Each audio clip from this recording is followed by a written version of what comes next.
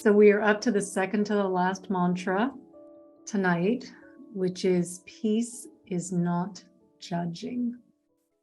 And like we've seen, remember, all of the mindful mantras are based on the default mode network, the ways in which our mind wanders in that self-referential type of thinking, in the chasing, the resisting, the comparing, judging, narrating.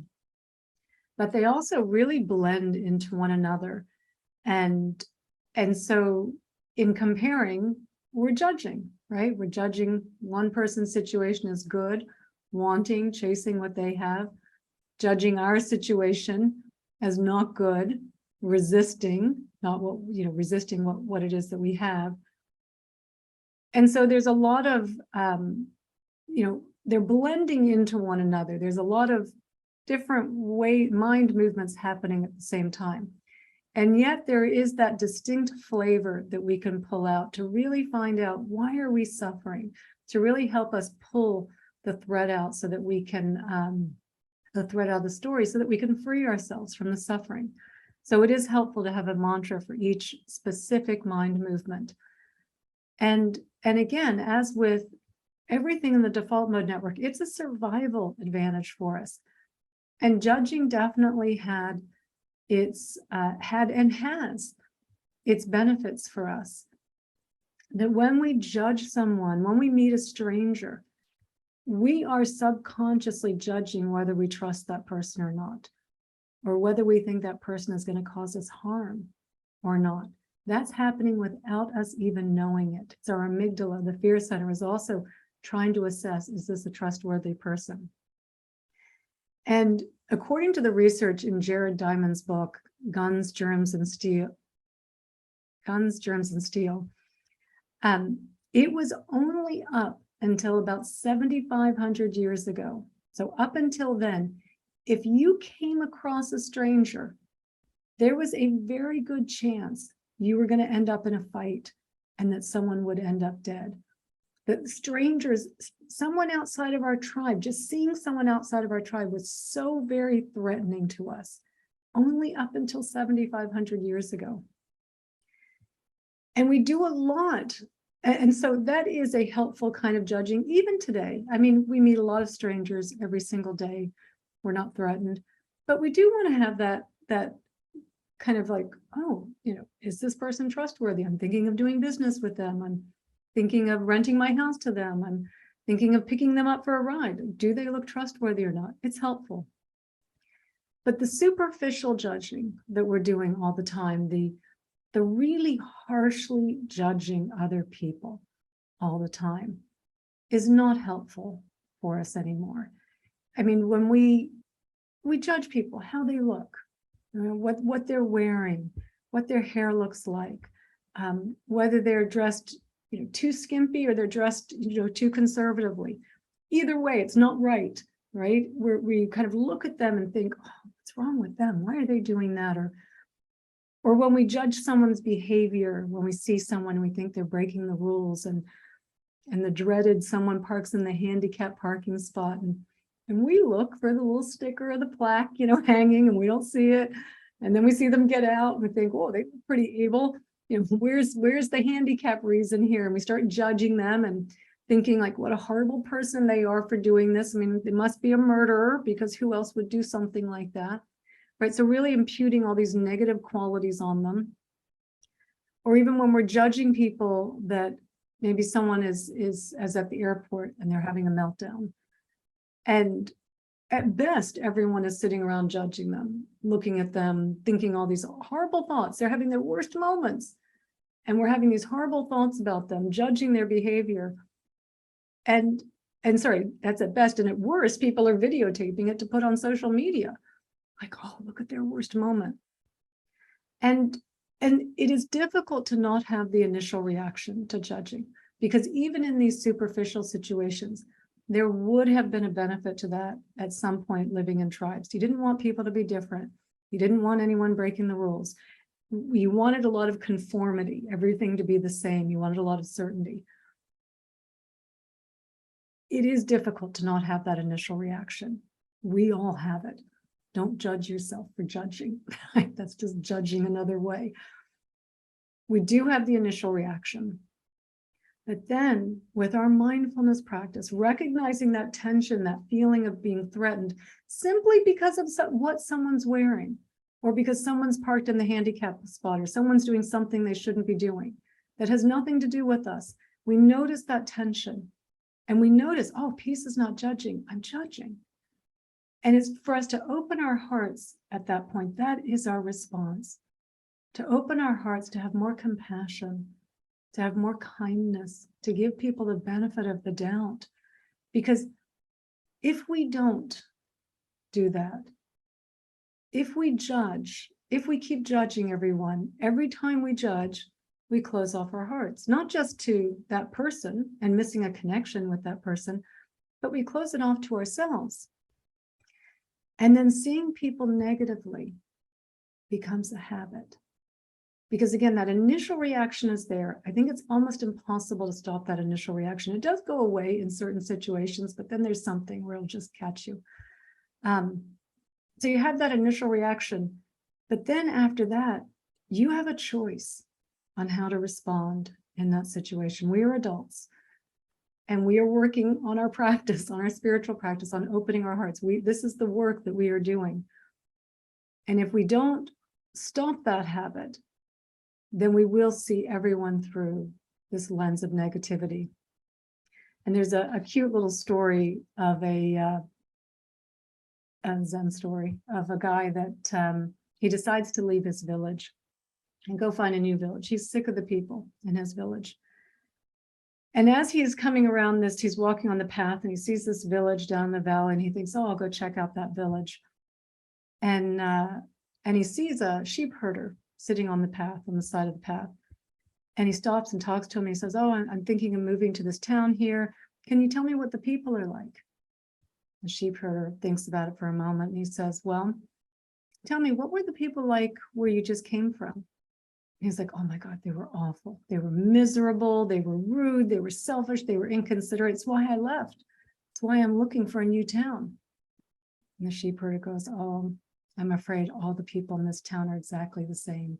You better just keep going. Just don't even stop for tea. Just keep moving on. Because judging really is saying more about us than it is about the other people.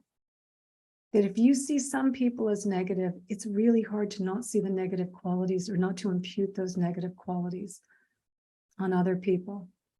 And there was even, well, there's been several studies, but there's a particularly good one out of Wake Forest University that shows the more that we negatively judge other people, the more we increase our chances of depression and anxiety and feelings of isolation.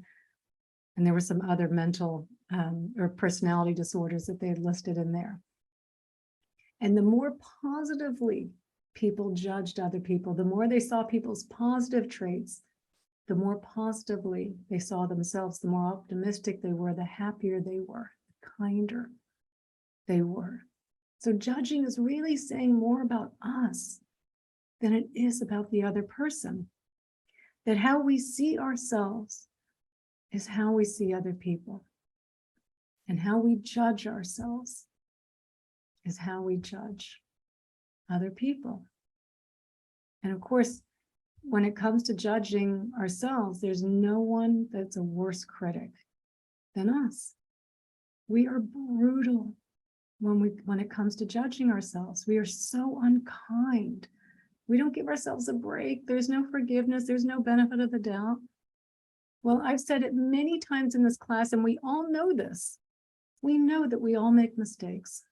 We know that we all say the wrong thing from time to time, that we all trip and fall, that we fail, that we make fools of ourselves. That is a part of the normal human experience. And we all kind of go, oh, yeah, of course it is. Of course it is. Until we do it. And then we start beating ourselves up. And we get the whip out. I'm such an idiot. I can't believe I did that. I can't believe I said that. Oh my God. What do they think of me? What do I think of me? Right? The judging. We're relentless with it. And when we remember the mantra, peace is not judging, it can help us identify what's going on, because we're so stuck on where we think we screwed up and that's the problem. We don't see what the real problem is, but with the mindful mantra of peace is not judging, go, oh, hang on a minute. I'm judging. I'm judging right now. That's the problem. Peace is not judging.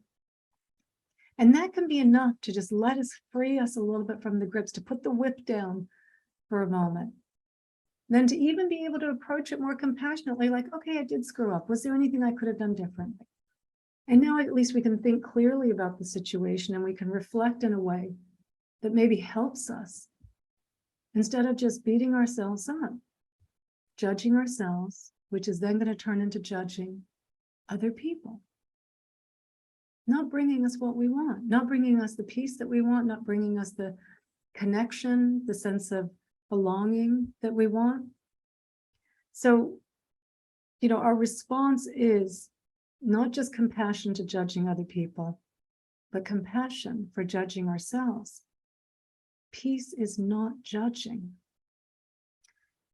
And then there's one, while this is not a complete class of everything of judging, we know there's a lot of ways that we judge. I did want to talk about judging people for having other views and opinions, for having different views and opinions, because it is out of control in particularly in the US. I think everyone here is from the US. The suffering that is happening because of this, the relationships that are being destroyed, where kind, compassionate people are thinking the most vile and horrible thoughts about other people. And of course, I'm really talking about our politics, the way we have become so tribal in our politics, that if you're a liberal and you see someone wearing that red MAGA hat, like all the imputing that's happening on them of just, they're such an awful person, they're a horrible person, they're a conspiracy theorist, they're a racist, they're a homophobic person, like all of this stuff we impute on someone for wearing a red cap, like all of these horrible things. And likewise, they're doing it back to us. If we're wearing, I don't know what what we wear these days, but there's got to be some hat or something. I don't know, Brandon. I don't know what it is. But they're identifying us as liberal in some way. And it's probably because we're driving the Prius, eating our vegan sandwich. That's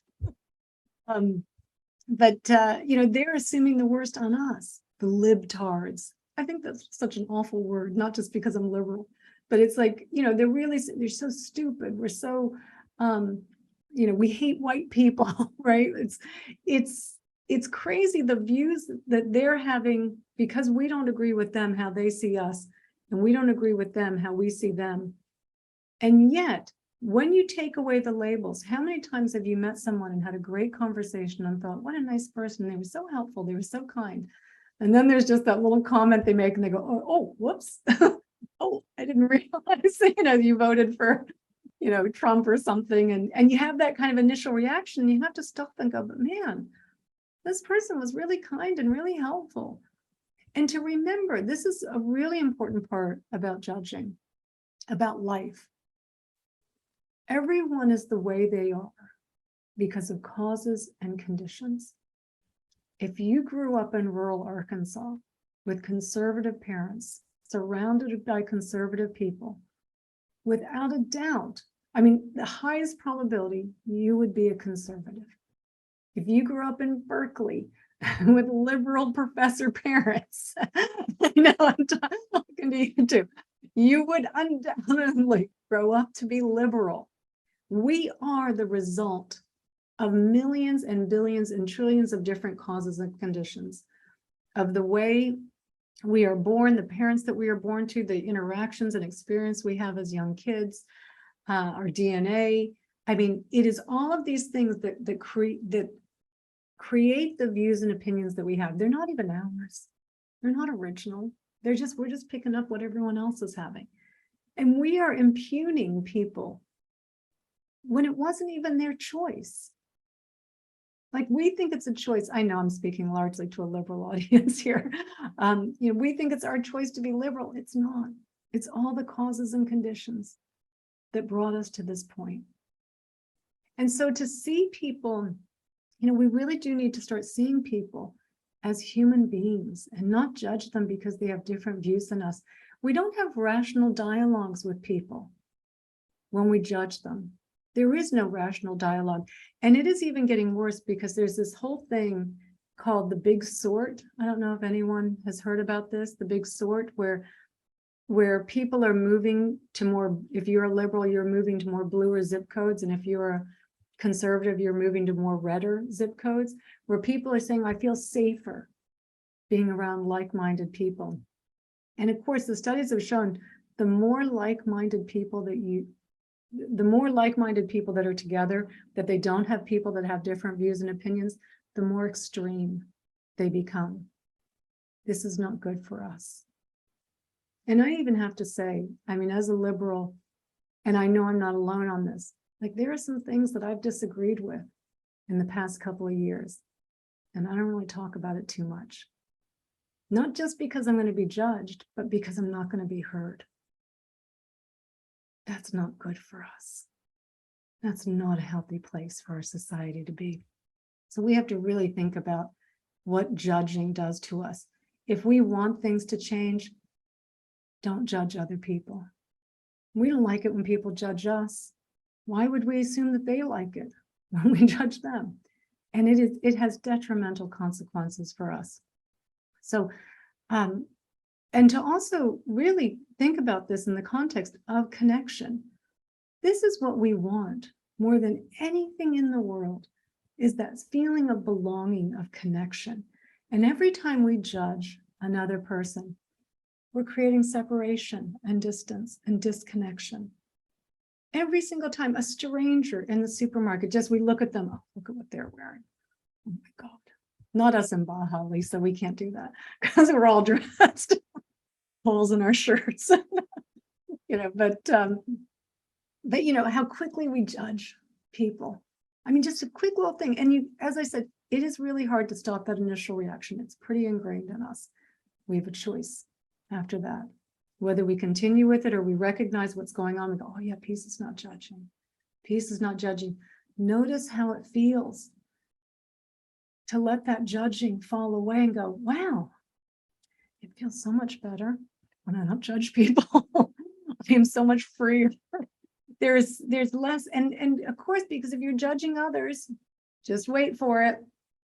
You're going to come back to judging yourself. But if you're not judging others, there's no backhanded slap waiting to get you. So it's really, really, it is true. Peace is not judging. It is the kindest thing we can do for other people to not judge them. That assuming they're not hurting anyone, and most of the time they're not hurting anyone, to allow people to be who they are. That is the kindest gift we can give to people in the world.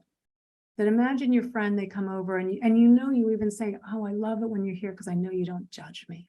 How many times have we said that to someone, or someone said it to us? I know you don't judge me. You let me be who I am. It's one of the nicest things that we can do for people.